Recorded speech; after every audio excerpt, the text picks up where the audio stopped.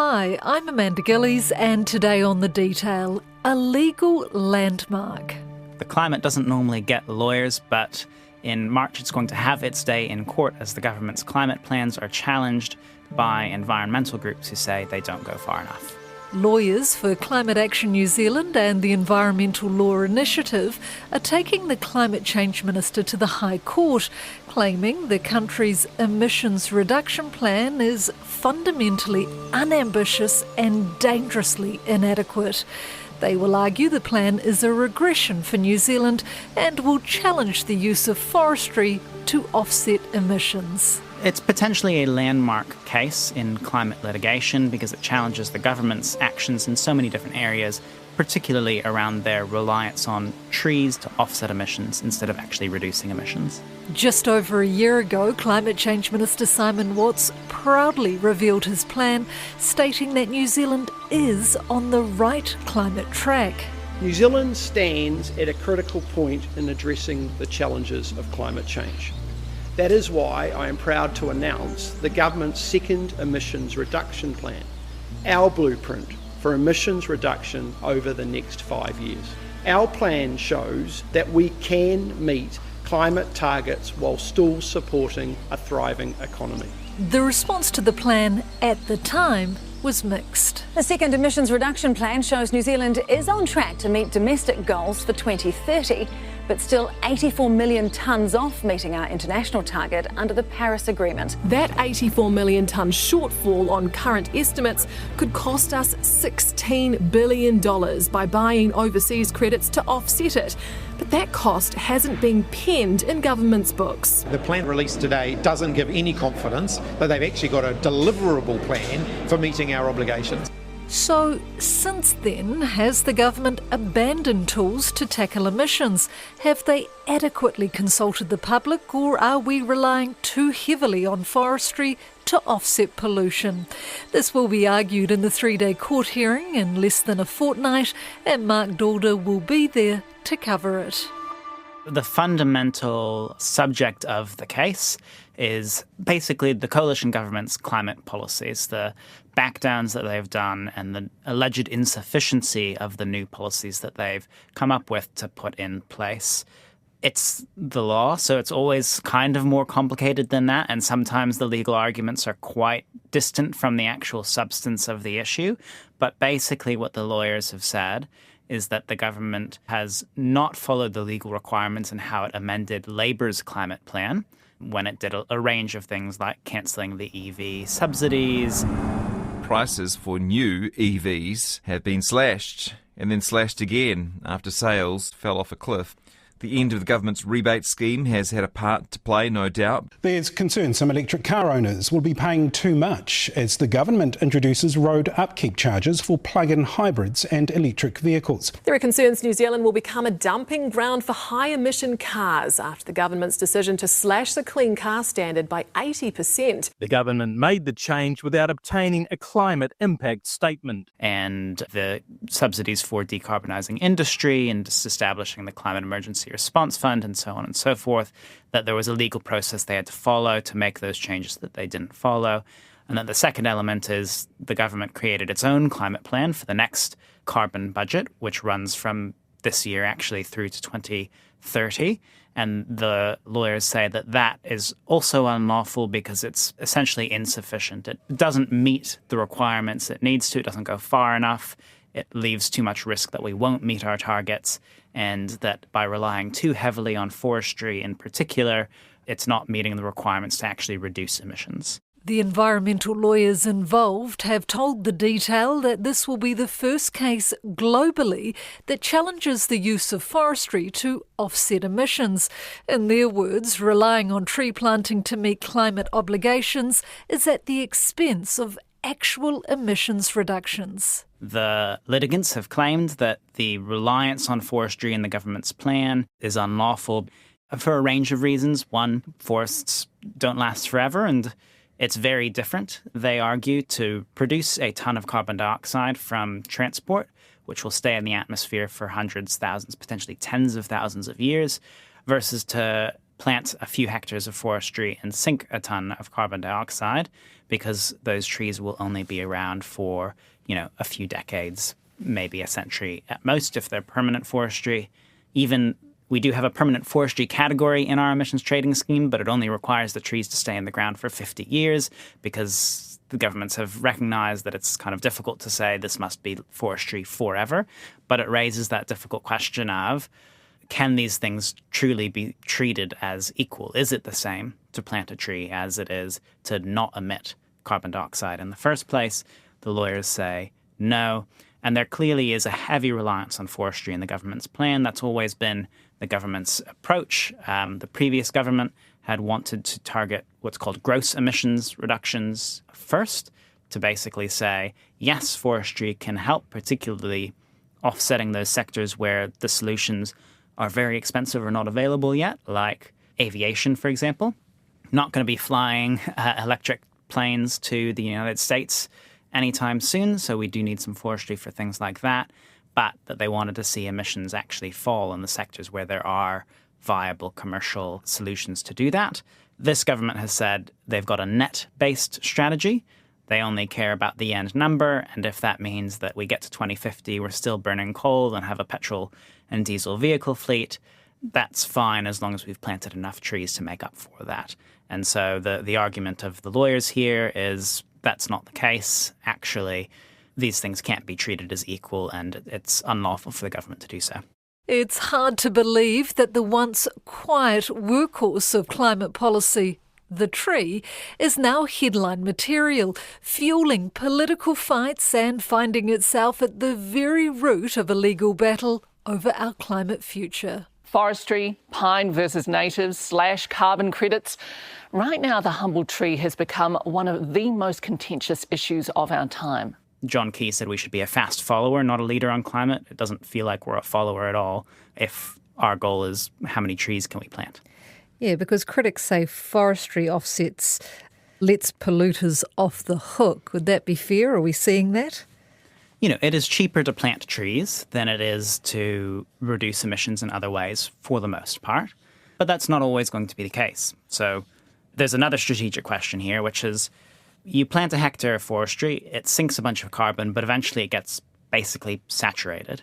So if I've got a flight that I run from Wellington to Auckland every day, and I do that every day for 100 years, I might plant a hectare of forestry to offset it for 10 years, but then I need another hectare of forestry for the next 10, and another, and another. So right now, it's potentially fair to say that the concerns of some that farmland is being bought up and converted to forestry is a little bit overblown. The actual percentage of land in New Zealand that's in forestry is lower than it was in the early 2000s, for example.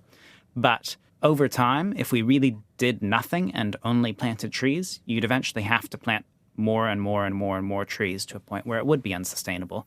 And again, these are trees. They're not forever.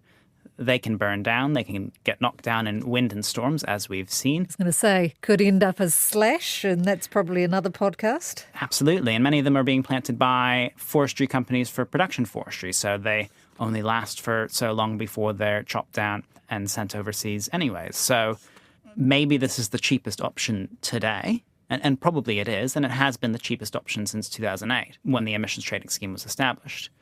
But imagine if in 2008 we'd instead said, look, it's a lot more expensive to invest in electric vehicles right now, but we have faith that we actually can make an economy that works for electric vehicles, so let's start doing it.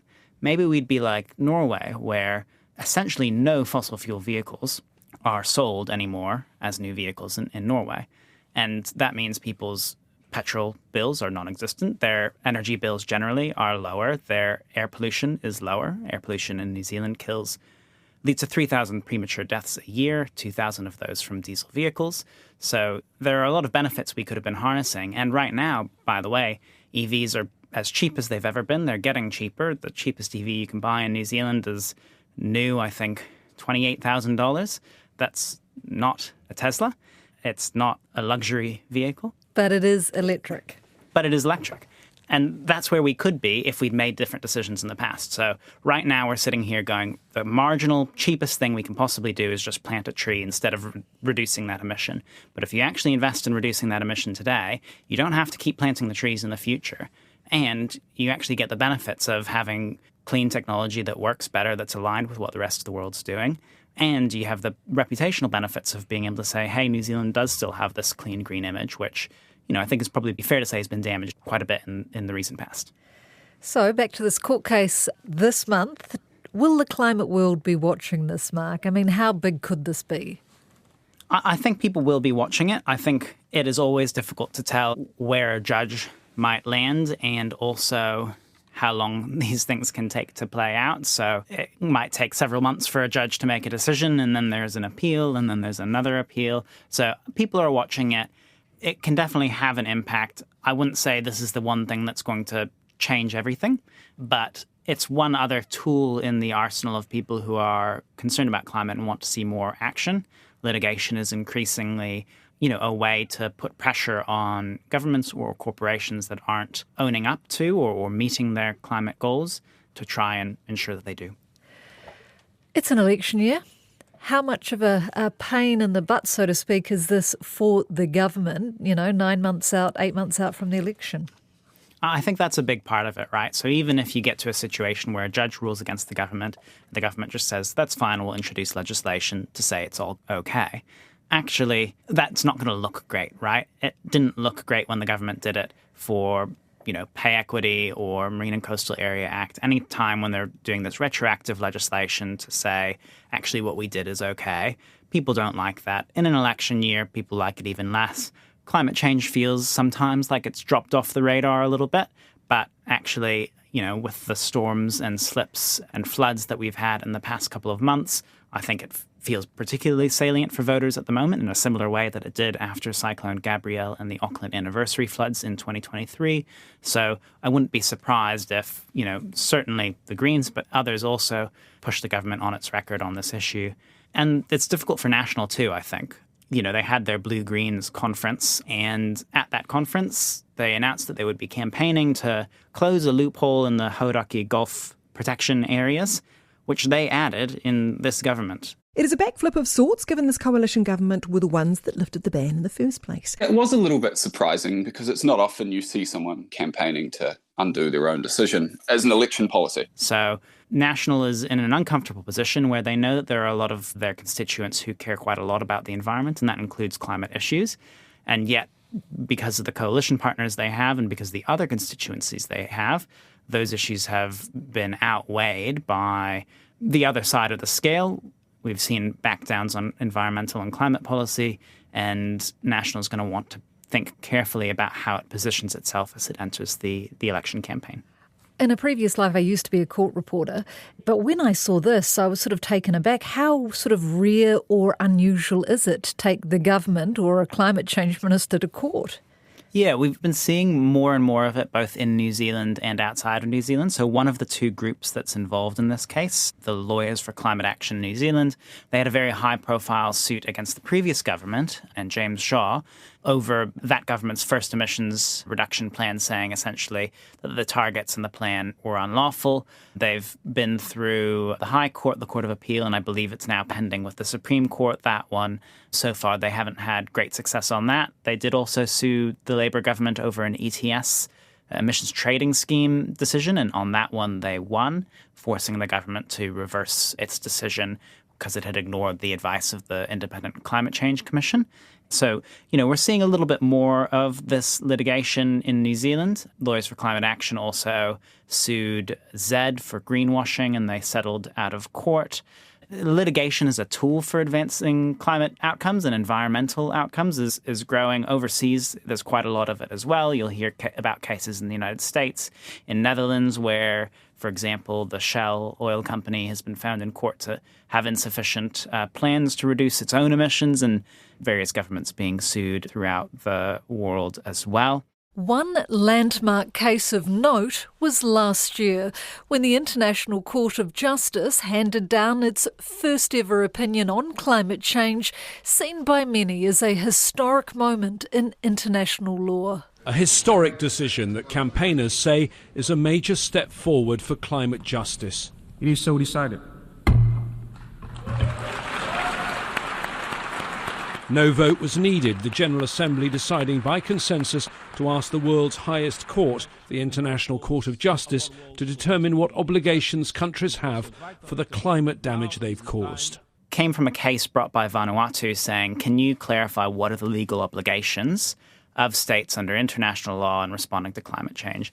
And it found a range of really significant things, including that the main goal of the Paris Agreement is to limit warming to 1.5 degrees above pre-industrial levels. The agreement itself says it's to limit warming to well below 2 degrees and pursuing efforts to limit it to 1.5, but the International Court of Justice said actually 1.5 is the real bit there. They said, for example, that it might be a breach of international law to engage in new oil and gas and coal exploration, given that there's quite a lot of scientific evidence showing that any new exploration is inconsistent with limiting warming to 1.5. Basically, it was quite a strong ruling on behalf of the climate and the planet, and has put a lot of ammunition in the toolkit for environmental litigants like Lawyers for Climate Action, like the Environmental Law Initiative, to be able to say, here's this International Court of Justice ruling, something that isn't necessarily binding on how governments go around constructing their policies, but is very significant in the eyes of the courts and when a judge is considering the legality of something that's been brought before the court. And so that's given another surge to environmental litigation around the world. Now, this case in particular, I believe, began shortly before that final decision was handed down by the ICJ, but it will be interesting to see how and whether it's brought up in the courtroom in March. I bet, because I was sort of thinking, is this sort of court case a technical legal fight? But it does actually have potential to be a turning point for our climate strategy, I guess. Yeah, I think it's always hard to tell, if there's a victory in the courtroom, what will happen. And that's for two reasons. One, sometimes these legal arguments, like you say, are resting on finer legal points. Well, you didn't consult in the right way, or you didn't show well enough that you considered this advice from the Climate Change Commission. And maybe they can just go back, redo the work, and come out to the same outcome anyways.